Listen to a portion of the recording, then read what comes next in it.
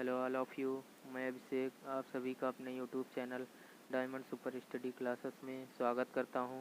और मैं आज आप लोगों को क्लास 10th के जो इंग्लिश से प्रोज सेक्शन अब मैं स्टार्ट करूंगा। और आज मैं आप लोगों को पहला चैप्टर पढ़ाऊंगा। तो हमारा पहला चैप्टर देखते हैं कौन सा है।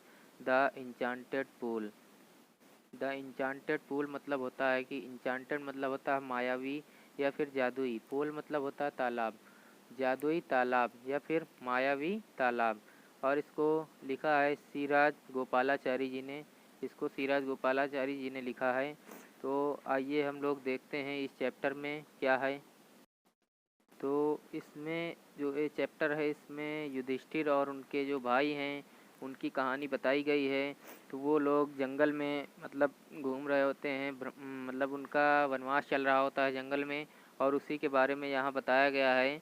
तो आइए हम लोग देखते हैं कि इसके अंदर क्या है। Yudhishthira waited for his brothers in anxiety and thirst. Yudhishthir waited इंतजार कर रहे थे, फॉर हिज ब्रदर्स अपने भाइयों का, इन एनेक्सिटी एंड थर्स्ट मतलब एनेक्सिटी मतलब होता है चिंता, और थर्स्ट मतलब होता है प्यास। युधिष्ठिर अपने भाइयों का चिंता और प्यास में इंतजार कर रहे थे, मतलब वो बहुत ही चिंता कर रहे थे और बहुत ही प्यासे थे, और अपने भाइयों का इंतजार कर रहे थे कि उनके भाई अभी तक क्यों नहीं आए हैं पानी लेकर। Can they have been subjected to a curse are they still wandering about in the forest in search of water? Can they have been subjected? क्या वे सब्जेक्टेड टू कर्स मतलब श्राप के शिकार हो गए। कर्स मतलब होता है श्राप, शिकार होना। क्या वे श्राप के शिकार हो गए हैं। Are they still wandering about in the forest in search of water.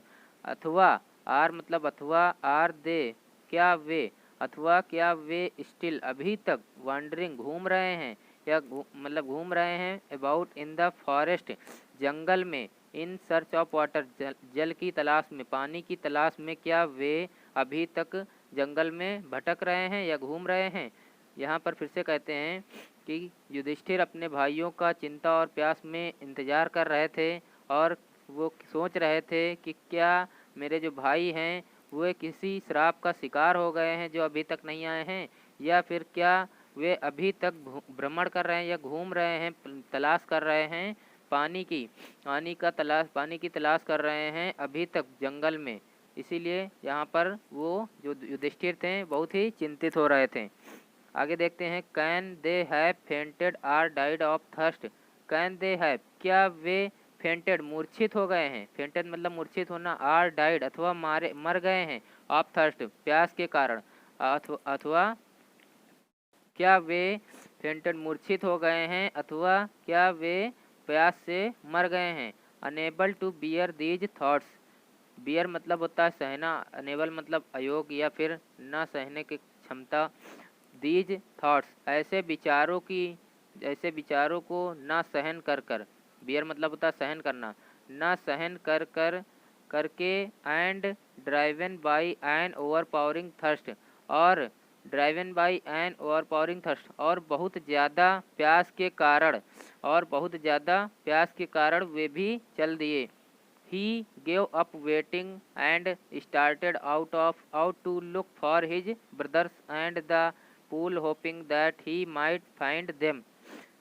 He gave up waiting उन्होंने इंतजार करना छोड़ दिया, gave up मतलब छोड़ दिया, waiting इंतजार करना, and started out to look for his brothers और अपने भाइयों की तलाश में चल दिए, अपने भाइयों की तलाश करने लगे। and the pool hoping that he might find them और उन्होंने जो पूल होपिंग आशा की जो तालाब था, that he might find him उन्हें मिल गया, मतलब कि आगे देखते हैं।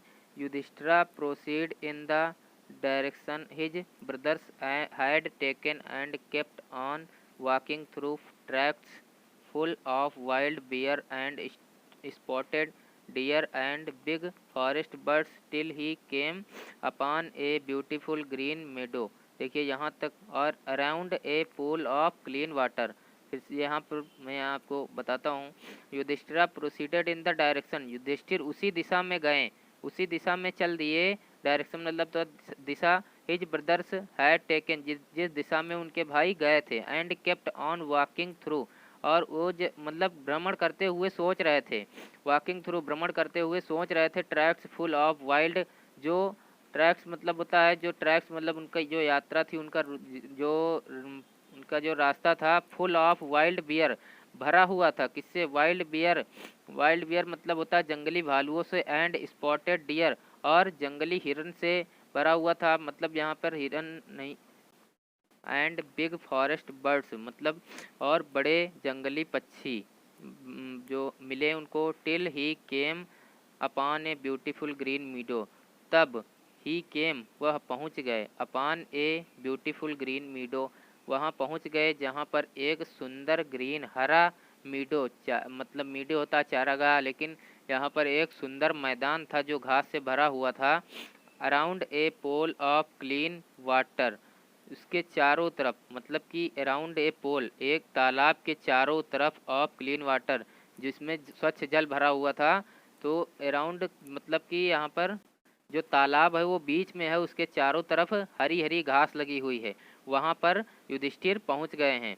But when he saw his brothers lying there like flag poles, जब व्हेन ही सा लेकिन जब उन्होंने देखा, हिज ब्रदर्स अपने भाइयों को, lying there like flag poles मतलब पड़े हुए, लाइंग देयर लाइक किस तरह, किसके समान, फ्लैग पोल्स, फ्लैग मतलब होता है झंडा, झंडे का डंडा जो होता है उसकी तरह जो पड़ा रहता है, उसकी तरह उन्होंने देखा अपने भाइयों को पड़े हुए, unable to restrain his grief, और अनेबल मतलब अयोग्य होकर, या फिर सहन अयोग्य, रिस्ट्रेन हिज ग्रीफ अपने दुख को मतलब ना उनको, उनका जो दुख था वो बर्दाश्त नहीं हुआ उनको, ही लिफ्टेड हिज वॉइस उन्होंने बहुत ही करुण स्वरों में, एंड वेप्ट उन्होंने बहुत ही करुण स्वरों में रोना शुरू कर दिया, जो मतलब युधिष्ठिर थे अपने भाइयों को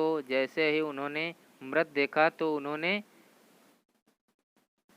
मतलब अपने भाइयों का जो दुख था वो बर्दाश्त नहीं कर सके, और वे बहुत ही करुण स्वरों में रोने लगे तो और चीखने लगे। आइए हम देखते हैं आगे।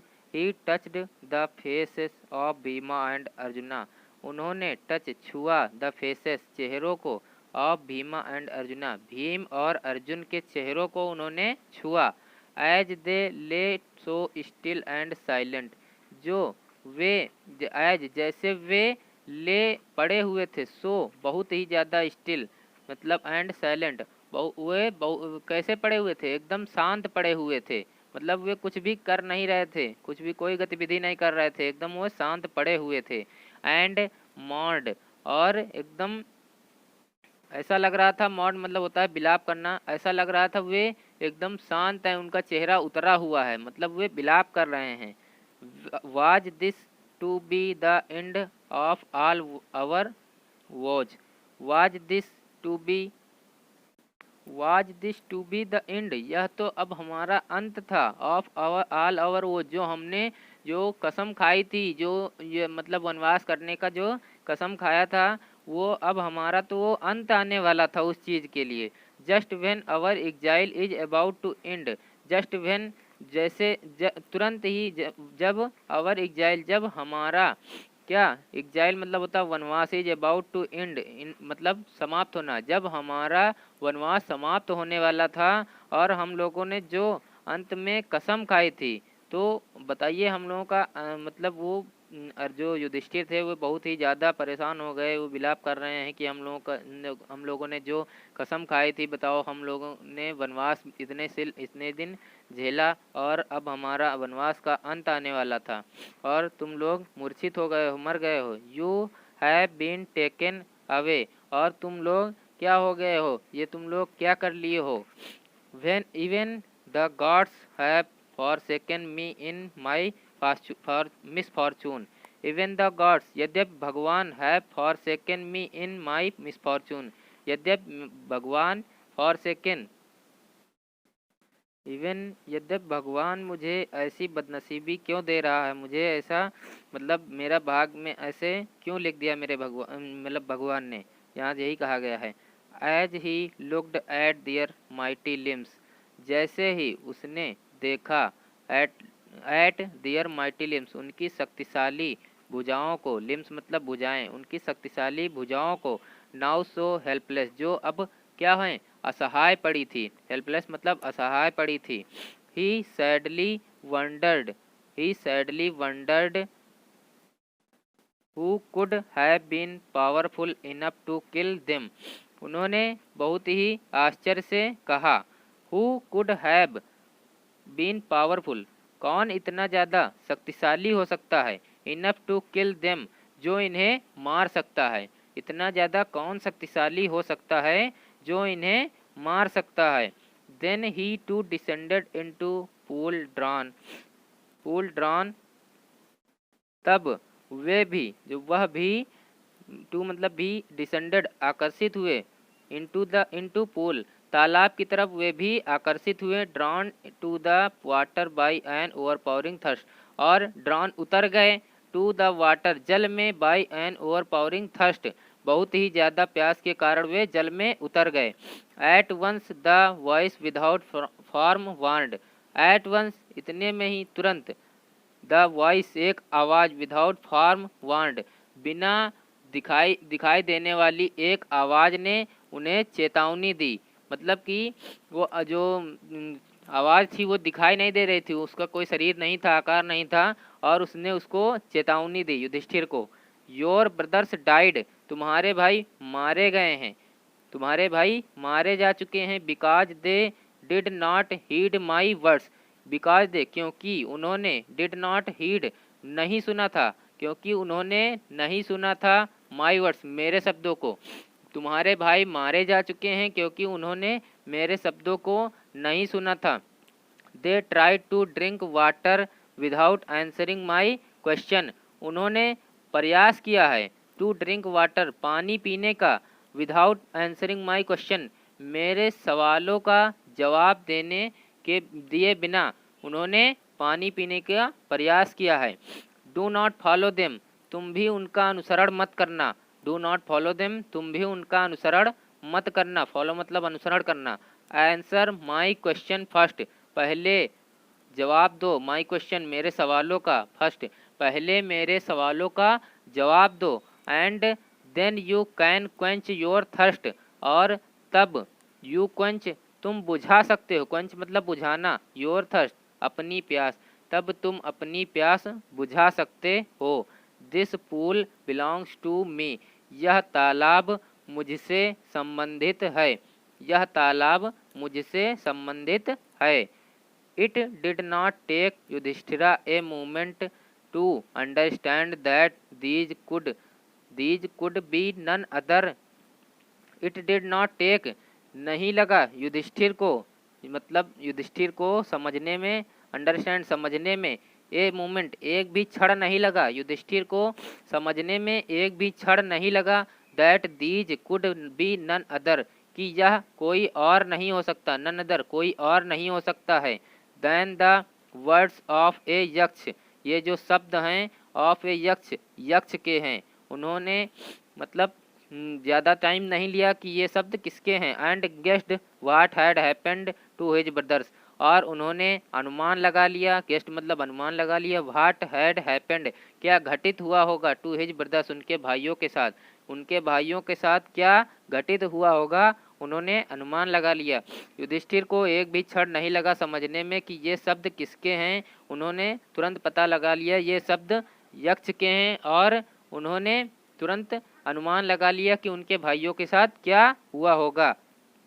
It look him no time to see a possible way to bringing them back to life, मतलब इट टुक हिम, यहाँ पर भी इतना ही लगा समय, नो टाइम यहाँ पर भी बताएंगे वैसे ही कि उन्हें समय नहीं लगा, उन्हें समय नहीं लगा टू सी ए पॉसिबल वे, मतलब एक सिंपल रास्ता खोजने के लिए, एक सरल रास्ता खोजने के लिए, of bringing them back to life, अपने भाइयों को वापस लाने के लिए, उनके जीवन में वापस लाने के लिए उनको, युधिष्ठिर को एक भी क्षण नहीं लगा, थोड़ा सा भी समय नहीं लगा। He said to bodiless voice, उन्होंने कहा, बॉडीलेस वॉइस बिना शरीर वाली आवाज़ से, बिना शरीर वाली आवाज़ से उन्होंने कहा। प्लीज आस्क योर क्वेश्चन, उन्होंने यक्ष से कहा, बिना आकार वाली आवाज़ से कहा कि कृपया अपने सवाल पूछिए, कृपया अपने सवालों को पूछिए। तो आइए अब हम आप लोगों को यहीं तक आज बताएंगे, और कल से जो सवाल उन्होंने पूछे थे मैं उनको आपको कल बताऊंगा इसके आगे का, क्योंकि इस तरह वीडियो लंबा हो जाएगा और आपको भी समस्या होने लगेगी, समझ में नहीं आएगा। अगर मैंने इधर बताया है जो भी कुछ समस्या हो तो आप लोग मुझसे कमेंट के माध्यम से बता सकते हैं, कोई भी समस्या हो आप लोगों को तो। और मैं मतलब कि मैं आशा करता हूं कि आप लोगों को मेरे वीडियोज़ पसंद आ रहे होंगे और आपने मेरा चैनल सब्सक्राइब कर लिया होगा। अगर नहीं किया है तो मेरे चैनल को सब्सक्राइब कर लीजिए और मेरे वीडियोज़ को लाइक शेयर कमेंट करना ना भूलिए। और ये पार्ट 1 था और इसका पार्ट 2 मैं अगले वीडियो में आप लोगों को प्रोवाइड करा दूंगा जल्दी से जल्दी। धन्यवाद।